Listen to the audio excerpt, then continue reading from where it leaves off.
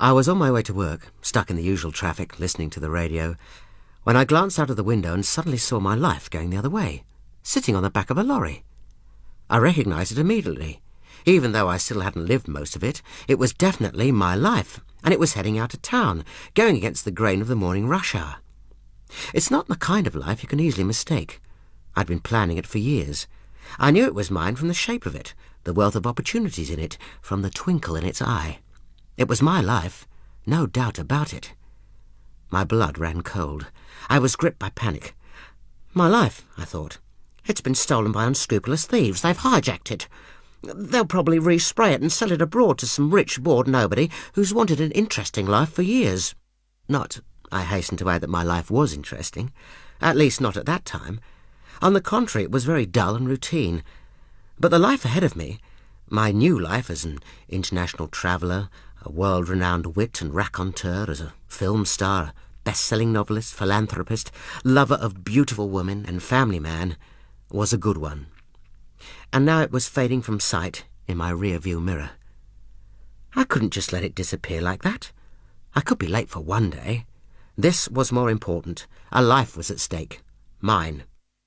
I did a U-turn in the road and gave chase. After a few minutes, I caught up with it. For a second, I thought that maybe they'd been trying to deliver it, and having found me not at home, were taking it back to the depot. But then I realised what a foolish thought this was. It had been stolen, no doubt about that. A few minutes later, we were on the motorway. My old car isn't in the best of health, not like the Ferrari I was due to have in the new life ahead, and I had trouble keeping up with the lorry. Suddenly, my car lost speed and steam came from under the bonnet. I had to pull over onto the hard shoulder and find a telephone. That was the last I saw of the lorry and of my wonderful life, the two of them vanishing over the horizon together, on their way to who knew where. I felt like crying. My beautiful life gone forever. I'd never get another one like it. I'd been dreaming of it for years, and I hadn't even remembered to take the lorry's number. Yes, I felt so bad I could have cried. The patrolman arrived and got me back on the road. But it was hopeless trying to catch the lorry, so I drove back into town and headed for the police station. On my way, I stopped to phone Miss Peasley at the office. "It's me, Miss Peasley," I said. "I'm sorry I'm going to be late. My life's been stolen. I saw it this morning on the back of a lorry." "Life?" she said. "What life, Plumcott? I wasn't aware that you had a life, not to speak of. You've got your 9 to 5 here and your bicycle outings at the weekend, and that's about it, isn't it?" "Yes, Miss Peasley," I conceded. "It may seem that way, although you shouldn't judge a man by his anorak. But I mean my other life. You know, the life I should have had as a film star and an international sportsman. It was obviously on its way to me, but it's been abducted. It might take me a while to get things sorted out. I'm just on my way to the police station to report the theft. I should be into the office by mid-morning at the latest." I hung up the phone and hurried off to the police station. "Good morning, Sergeant," I said. "I wish to report a theft as a matter of some urgency." He reached for a report sheet. "Oh, yes, sir," he said. "And what property have you lost?" "Had stolen," I reminded him.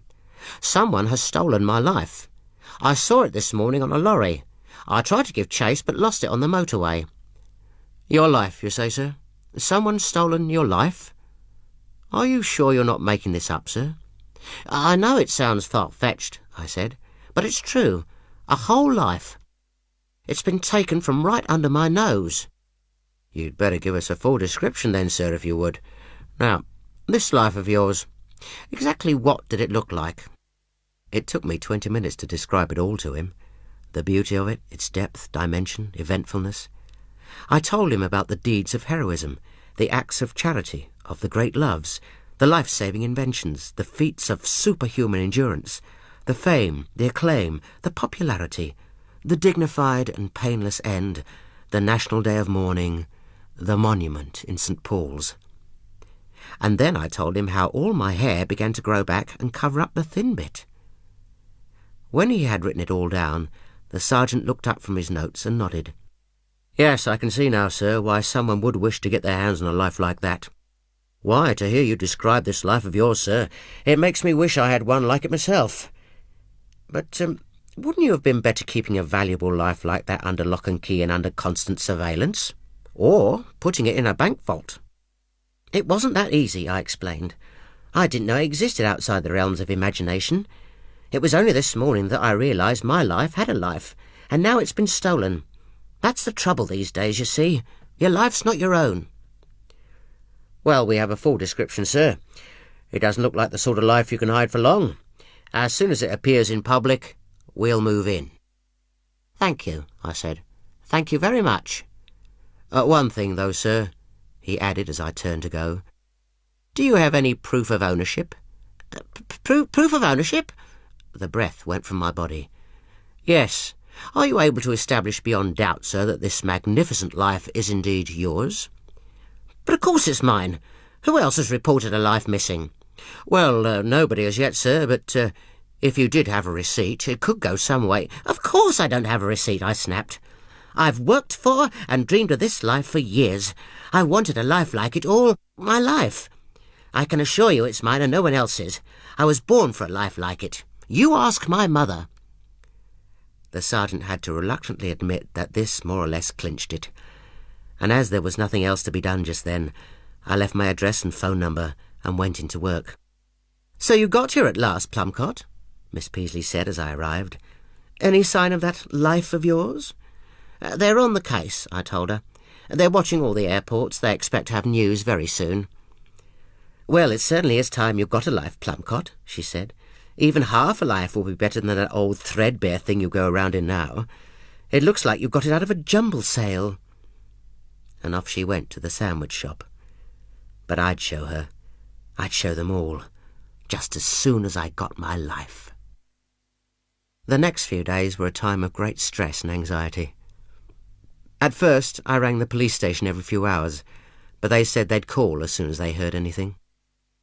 I went home and put the television news on, hoping that there might be an item on my life, a description of it and a reconstruction of the crime.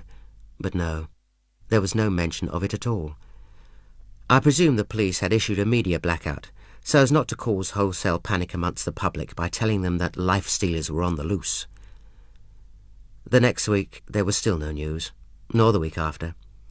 I rang the police station a few more times, only to be told that they were dealing with it, but that resources were overstretched and I wasn't the only crime victim in the world. But I can't pretend I wasn't worried.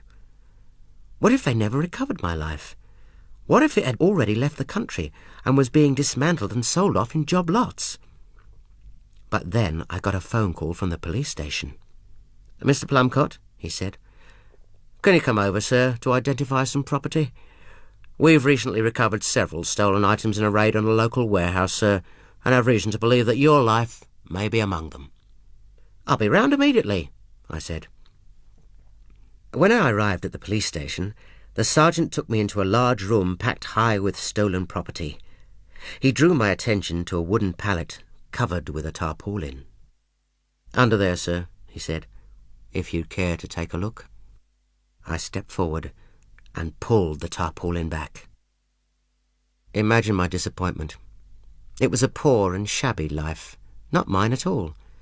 It was one of those mundane, mass-produced things that you see every day.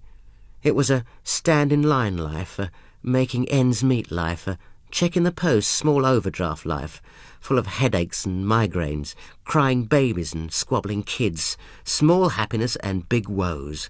It was at least a stone overweight, and it combed its hair over its bald spot to make it look as though it didn't have one. It was a life of petty frustrations, unrealised ambitions and unattained ideals. It looked like the kind of life which had fallen off the back of a lorry, not the sort which had been loaded onto one. "Well, sir?" the sergeant asked. "No," I shook my head. "That's not it, I'm afraid." And I left. The weeks turned to months. There was still no news of my life. I stopped ringing the police station and they never called again. Even Miss Peasley seemed to have forgotten all about it, and she stopped making remarks and began calling me Jim instead of Plumcott.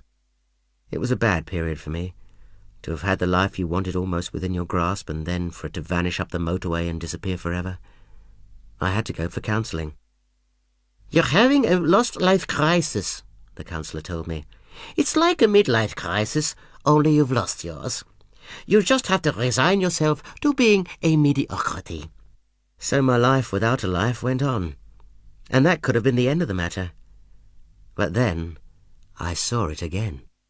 Oh yes, it was right there on the front of my newspaper. The Oscar for Best Actor had been won by a young British actor called Nubster Stanton for his starring role in the blockbuster film The Man of Means.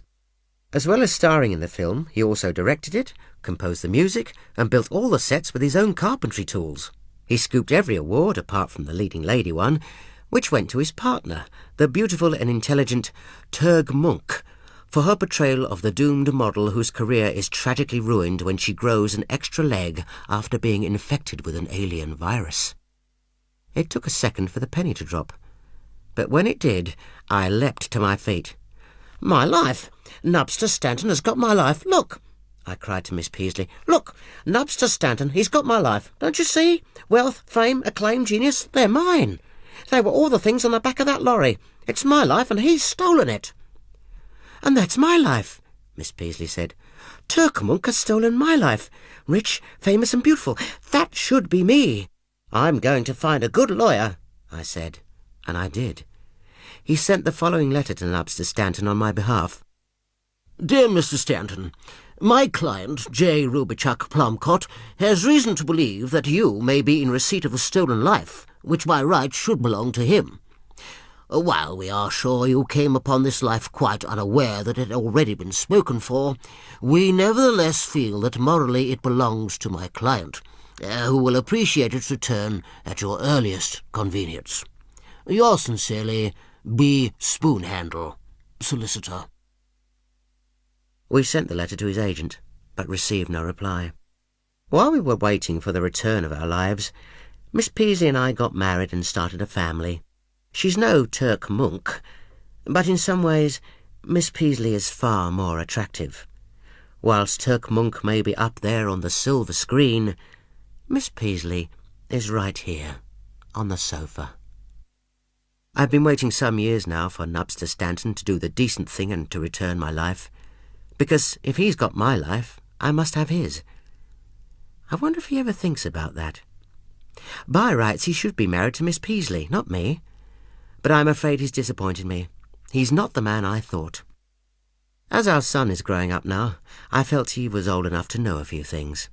So this morning I took him aside and told him all about the lorry and how I should be a film star. He didn't seem impressed, though. He just looked at me almost sadly and said, "Oh, Dad, get a life." He's a smart boy, though. I'll say that. I can see a great life ahead of him. Getting a Life was written by Alex Shearer and read by Brian Parr. The producer was Pauline Stone.